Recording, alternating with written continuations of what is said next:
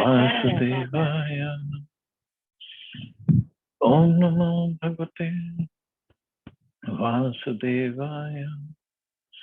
Narayana Namaskritya Naram Jaya Narottamam Devim Saraswatim Vyasam Tato Jayamudiriye Nashtuprayeshu Abhadreshu Nityam Bhagavata Sevaya Bhagavati Uttam Shloke Bhaktir Bhavati Naishtiki.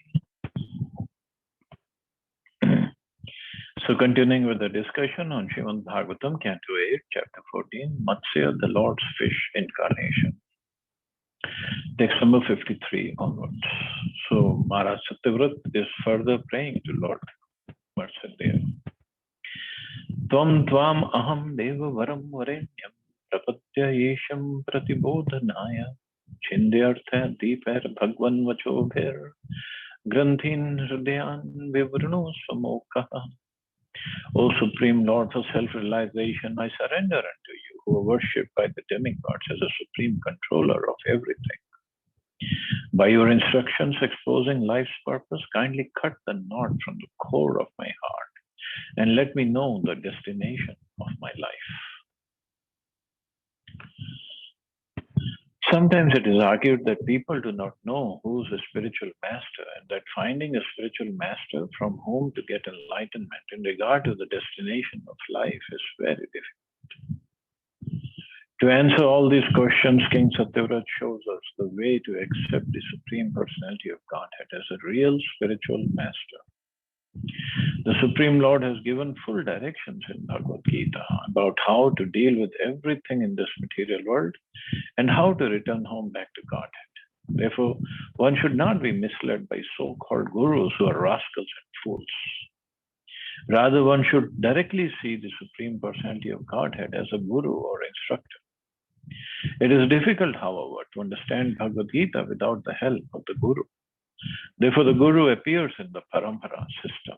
In Bhagavad Gita, the Supreme Personality of Godhead recommends Tadvidhi Pranipatena Pariprashnena Sevya. Just try to learn the truth by approaching your spiritual master. Inquire from him submissively and render service unto him. The self-realized soul can impart knowledge unto you because he has seen the truth. Lord Krishna directly instructed Arjuna. Arjuna is therefore Tattvadarshi or Guru. Arjuna accepted the Supreme Personality of Godhead, Param Brahma, Param Dhamma.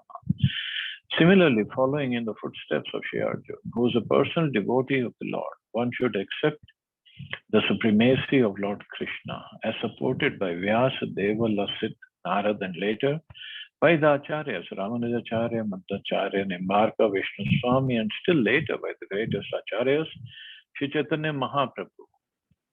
Where then is the difficulty in finding a guru? If one is sincere, he can find the guru and learn everything. One should take lessons from the guru and find out the goal of life. Maharaj Satyavrat therefore shows us the way of the Mahajan. Mahajano yena gata sabandha. One should surrender to the Supreme Personality of Godhead, any Dashavatar, and learn from him about the spiritual world and the goal of life. So here, Maharaj Satyavrat, Lord Matsyadev was right in front of him. So he just surrendered. And Lord had appeared just to give mercy on Satyavrat Maharaj. And then Prabhupada says, just if it's not that everybody is going to have the Lord coming right in front of them. And even if he comes, we won't be even able to recognize him. So Prabhupada said, Bhagavad Gita has given everything. So just follow the bona fide guru who's teaching us devotional service according to Bhagavad Gita and surrender. And that's why Prabhupada said, where is the difficulty in finding a guru? So the scriptural knowledge is very, very important. So we don't get misled by, Prabhupada calls them fools and rascals. Of course, I'm not that qualified. All I can say is we should not get misled by people who are not really gurus. And it happens. But that's why we have to pray to the Lord to take us to the right Guru who can take us to Him ultimately. Shri Shukuvacha iti yuktavantam nripatim bhagwanadi purushah matsya rupi maham bodho virhans tattvam abravit. Shukdev Goswami continued, when Satyavrata had thus prayed to the Supreme Personality of Godhead, who had assumed the form of a fish, the Lord, while moving in the water of inundation, explained to him the absolute truth. So it's not an ordinary fish, it's the Supreme Lord Himself. He had just assumed the form of a fish. And He gave the knowledge of the absolute truth to Satyavrata Maharaj while moving in the water of inundation. Purana Samhitam Divyam Sankhya Yoga Kriyavatim Satyavratasya Rajarshir Atma Guhyam Asheshatam. The Supreme Personality of Godhead thus explained to King Satyavrata the spiritual science known as Sankhya Yoga, the science by which one distinguishes between matter and spirit. In other words, Bhakti Yoga. Along with the instructions contained in the Puranas, the old histories, and the Samhitas, the Lord explained Himself in all these literatures. See, the Lord Himself explained Puranas, instructions given in the Puranas. In the shloka it says Samhitas, Brahm Samhita and other Samhitas. So many times, the students of Vedic literature, they just keep Puranas aside. No, these are not the scriptures. These are just stories. For them, just the shlokas of Vedas and the shlokas of Upanishads or mantras of the Upanishads, that's a real scripture. Well, Puranas also come from the Supreme Lord. So, and Puranas contain the old stories or histories of the pastimes of the Lord. Just like Srimad Bhagavatam is an Amala Puran. But along with the stories, there are plenty of instructions. But those who don't want to believe, well, what can you do? Just like I got into an argument or discussion with somebody on Facebook, and he was trying to quote Vedas. Not even quote. He was saying, okay, according to Vedas, this. I said, give some quotations. Don't just say according to Vedas. Don't just say that. Give me some quotations. He said, why don't you give me quotations? So I quoted Bhagavad Gita. I said, oh, this is from Mahabharata, and Mahabharata has already been changed, and we don't believe in Mahabharata. I said, this is from Bhagavad Gita. Bhagavad Gita is part of Mahabharata, okay, but first of all, you cannot disregard Mahabharata. It's a Puran. And then on top of it is Bhagavad Gita, spoken by Lord Krishna Himself. No, we don't even believe in Krishna. I said, then forget it. There's no point in arguing with them. I said, I'm quoting Shastras. Have you quoted anything? Did you give me any quotation from Vedas or wherever? What are you talking about? No, nothing. So Lord Himself explained Himself in all these literatures. And this is what Matsya Avatar is saying. Ashroshi drishibhi sakam atma tattvam asanshayam navyasino bhagavata proktam brahma sanatanam. While sitting in the boat, King Satyavrata, accompanied by the great saintly persons, listened to the instructions of the Supreme Personality of Godhead in regard to self-realization. These instructions were all from the eternal Vedic literature, Brahma. Thus, the king and the sages had no doubt about the absolute truth. Atita pralaya paya uttithaya savedase hatva suram hayagrivam vedan prapya aradharihi. At the end of the last inundation during the period of Sambhava Manu, the Supreme Personality of God had killed the demon named Hayagriva and delivered all the Vedic literatures to Lord Brahma. And then when Lord Brahma awakened from sleeping. So that we read earlier, when Lord Brahma fell asleep, and it was by the mercy of the Lord Krishna. And then all the Vedas came out of his mouth, and Hayagriva stole the Vedas. Lord appeared himself to protect the Vedas, kill the demon, and he gave the Vedic literatures back to Lord Brahma. Satu Satyavrato Raja Jnana Vijnana Samyita Vishnu Prasadat Kalpe Asmin Nasi Devasvato Manu. King Satyavrat was illuminated with all Vedic knowledge by the mercy of Lord Vishnu. And in this period, he has now taken birth as Vaivasvat Manu, the son of sun god. So currently the Vaivasvat Manu, which is ruling, that was Maharaj Satyavrat, who was illuminated with all Vedic knowledge by the mercy of Lord Vishnu. Srila Vishwanath Chakravarti Thakur gives his verdict that Satyavrat appeared in the Chakshusha Manvantar. So Chakshusha was the previous, then Vaivasvat.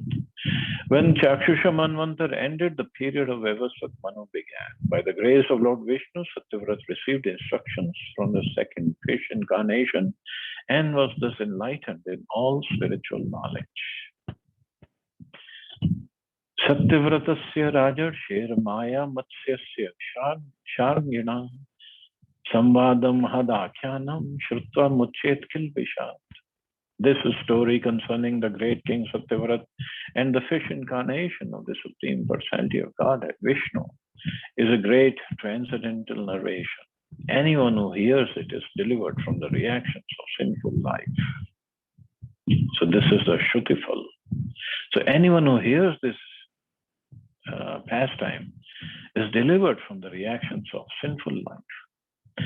Avataram Harer Yoayam Kirtayed Anvaham Naraha Sankalpata Pastasya Siddhyanti Sayati Paramam Gatim. One who narrates this description of Matsya incarnation of King Satyavrat will certainly have all his ambitions fulfilled, and he will undoubtedly return home back to Godhead.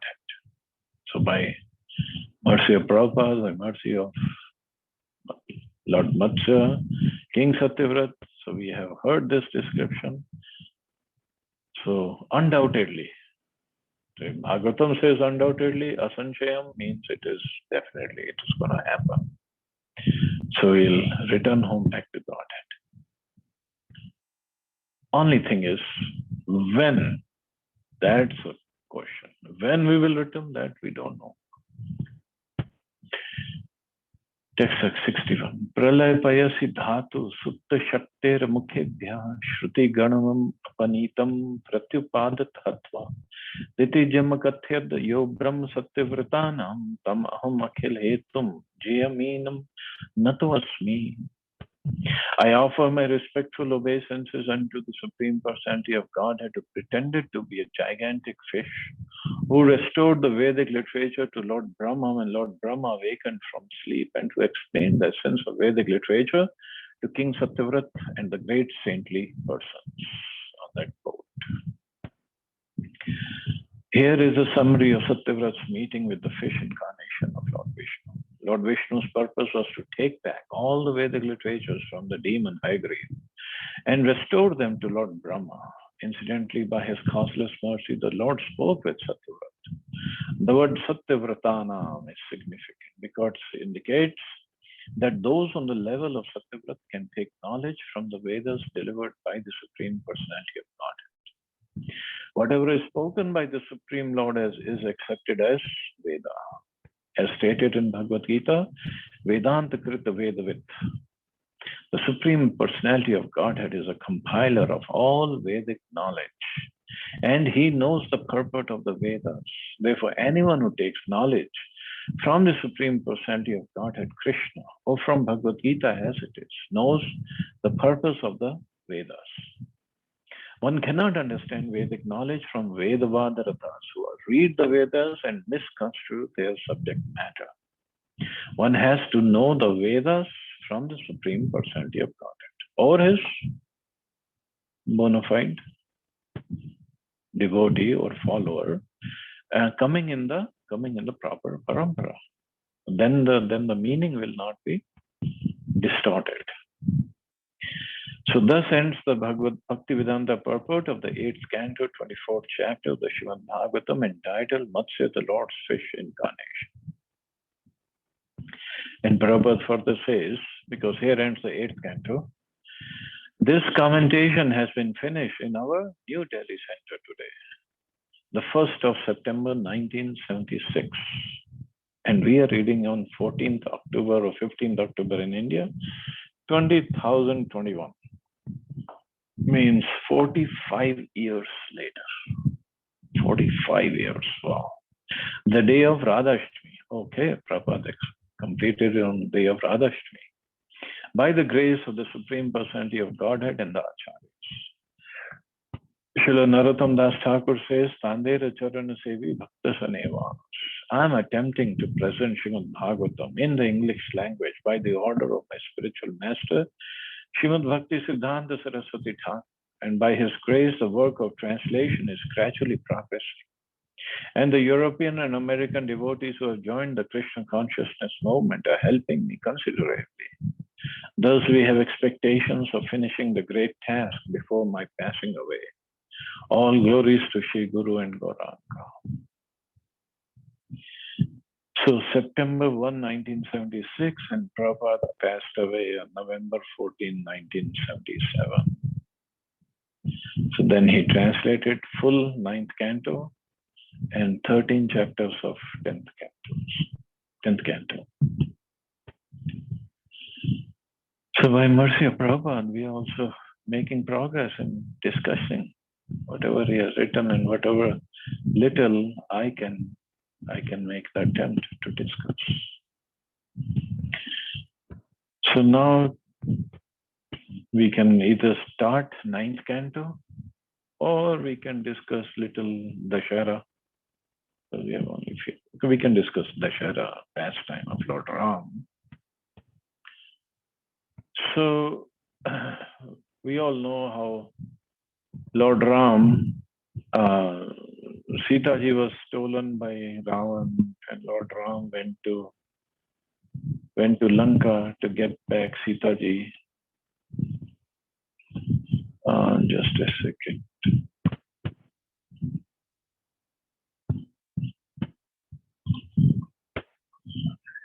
And how the monkey army and how held them, how Hanumanji held.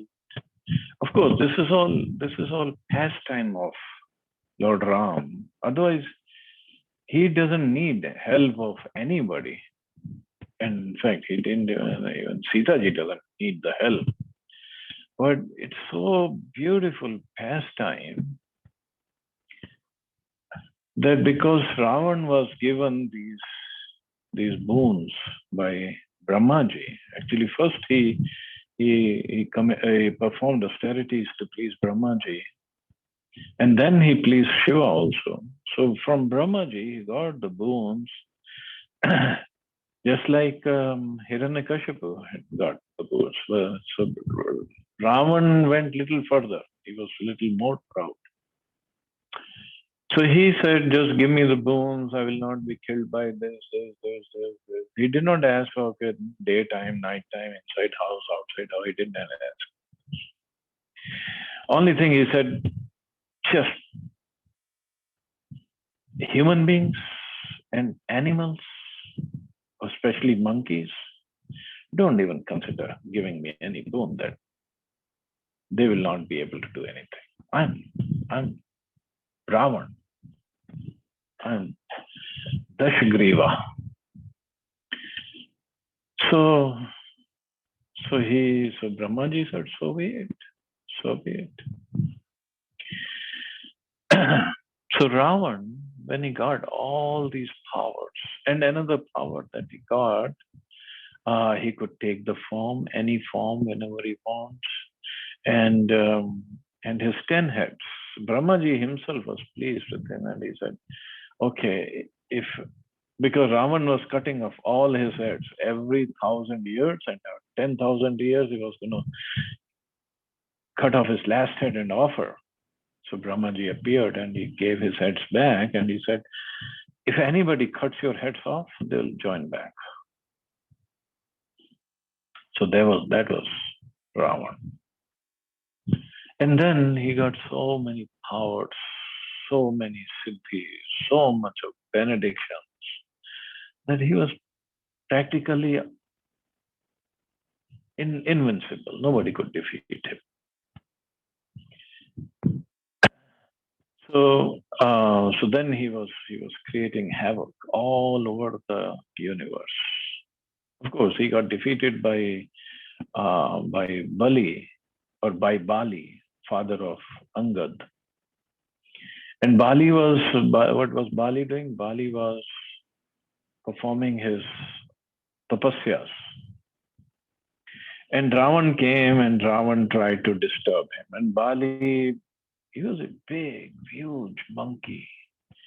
So he just extended his tail, because monkeys' tails, we don't see these days, but we have seen Hanumanji's pastimes with the tails, and similarly Bali and other monkeys. He extended his tail and just wrapped around Ravan, coiled around Ravan. And then Bali, from wherever he was doing his tapasya, he went to Rameshwaram with Ravan hanging on to his life with the tail. And he was still coiled with the tail. And then he went to Rameshwaram, then he went to, I believe, went to Dwarka, he went to other places. Just in one jump, he was going. Bali was going. He was such a huge monkey. And Ravan was just helplessly hanging on there. And by the time he came back, and Ravan said, okay, fine, I learned my lesson. So let's make a deal that I will not come and disturb you, and you will not come and disturb me. That's all. So Bali being a Kshatriya, he let him go. And later on, Bali was killed by Ram. But anyway, the whole army was there. And then the fight started between Ram and Ravan. And before that, everybody, all these big warriors of Ravan's army were killed. Kumbkaran and Indrajit and so many other Rakshasas. Only Ravan was left. And that was also one of the reasons he said, what's the point in me living now? I should just go and fight and get killed. Because I cannot live alone without all these associates of mine. So Ram and Ravan, they were fighting, and Ravan was very, very powerful.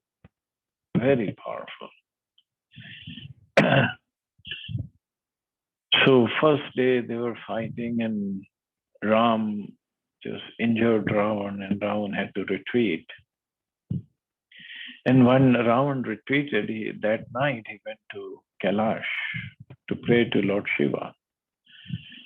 And he prayed, and Lord Shiva appeared. He said, what do you want? Oh Lord, you had promised me that you will save my life whenever I'm in danger, and I'm in danger. I'm fighting with Ram. So please come fight on my behalf and save me. Lord Shiva said, well, yeah, I promised you I'll save you, but I never promised you that I'll fight on your behalf against Lord Ram. And Ravan said, then how am I going to be protected? You said you're going to save me. How are you going to save me if you're not going to fight on my behalf? So Lord Shiva said, well, there's only one way you can be saved. Take Sita back to Ram, surrender unto his lotus feet, ask for forgiveness, and you will be saved.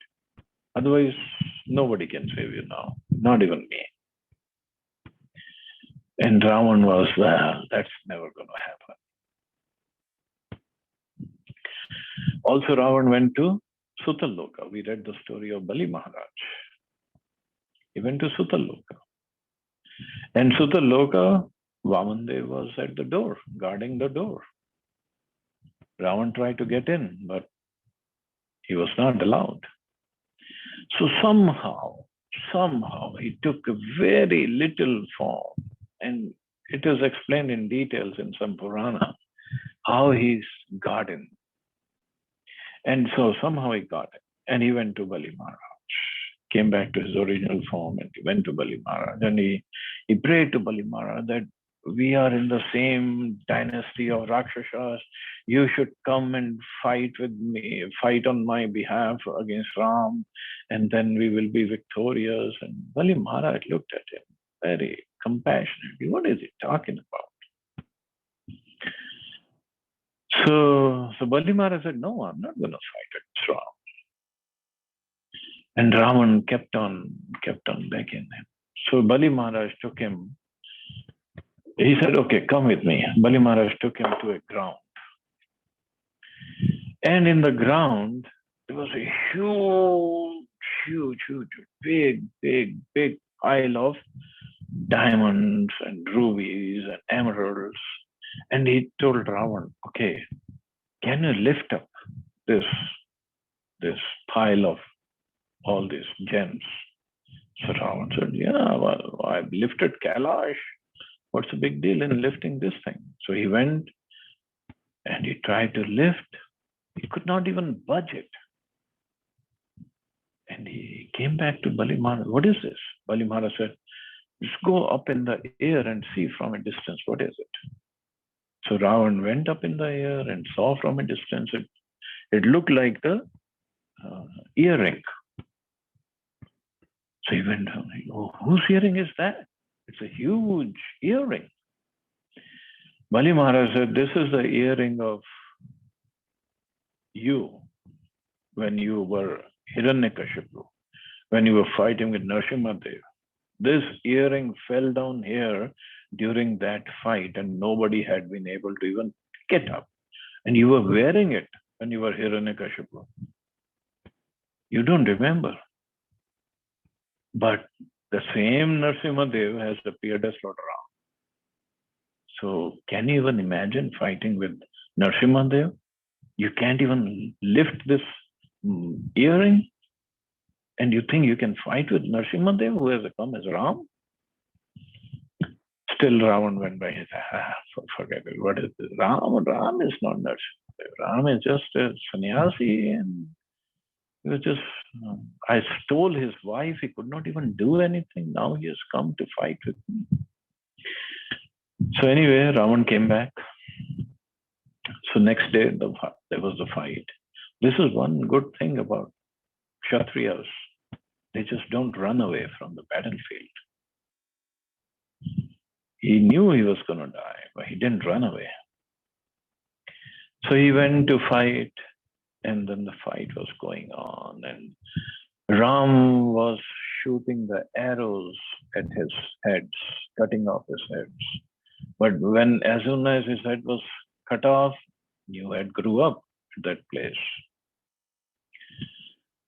So Vibhishan was nearby. He said, my dear Lord, why are you cutting off his heads? His life is not in his heads. Ram said, I know. Lord Ram said, actually, he's still thinking of Sita. So Sita, because of his thoughts, Sita is in his heart. And in Sita's heart, I'm there. And in my heart, all my devotees are there. So if I shoot the arrow at his heart, everything will be destroyed. We'll all get destroyed because Sita ji is there. So when Ram kept on cutting his heads off, so when Ravan got bewildered completely, what is this happening? And he stopped thinking of Sita. And Sita came out of his heart. And as soon as Ram saw Sita is not in his heart, he shot the arrow at his heart and killed him.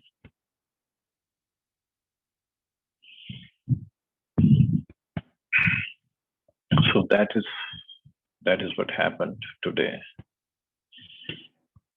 So Acharyas have compared the heart or the heads of Ravan with the different desires. Ravan represents pride, and his heads represent different desires, material desires that we all have in our heart. So as soon as one desire is fulfilled, the 10 other desires pop up. And then we try to fulfill those. And then the Ravan, the lusty desires in our heart keep on growing and growing and growing and growing. And this head is cut off, then the next head is come up, and that head means we try to fulfill that desire. Some of the lusty desires, material desires come. So what's the solution? Solution is to pray to Ram. Solution is to chant the holy name. So the holy names, when we chant, Krishna or Ram goes in our heart, and he is the one who's going to cut off or kill all those material desires that are springing up in our heart. And then Bhakti or Mother Sita or Radharani, they will appear in our heart, or they'll make their stay in our heart. Otherwise, it's not at all possible. So Ravan is that lusty desire, pride, whatever we want to say, and that's sitting in our heart since time immemorial. So Dashera means we try to kill that Ravan in our heart. We take these instructions from these beautiful pastimes, O Lord, that I'm going to kill this Ravan. And the way to kill him is by calling loudly, calling helplessly, calling with devotion the holy name of the Lord. Lord, you please come. You please come and sit in my heart and kill all these ridiculous desires that I have. And give me the desire to serve you, serve Sita ji, serve Radha Krishna. Hanumanji was very powerful, very, very powerful. But he is glorious because he attempted to unite Sita Ram. Ravan was powerful, but he's not glorious because he attempted to divide Sita Ram. He wanted to separate them. So this is what we can take from this pastime. And if we can even see on YouTube or wherever the burning of Ravan, it's considered very auspicious if we see that Ravan, Kumbhakaran and Meghnad, and they are burned, their effigies are burned. So it's considered very auspicious. Okay, so I guess we can stop here, and tomorrow we will start the 9th canto. Hare Krishna, Jai Srila Prabhupada. See anybody has any questions or comments?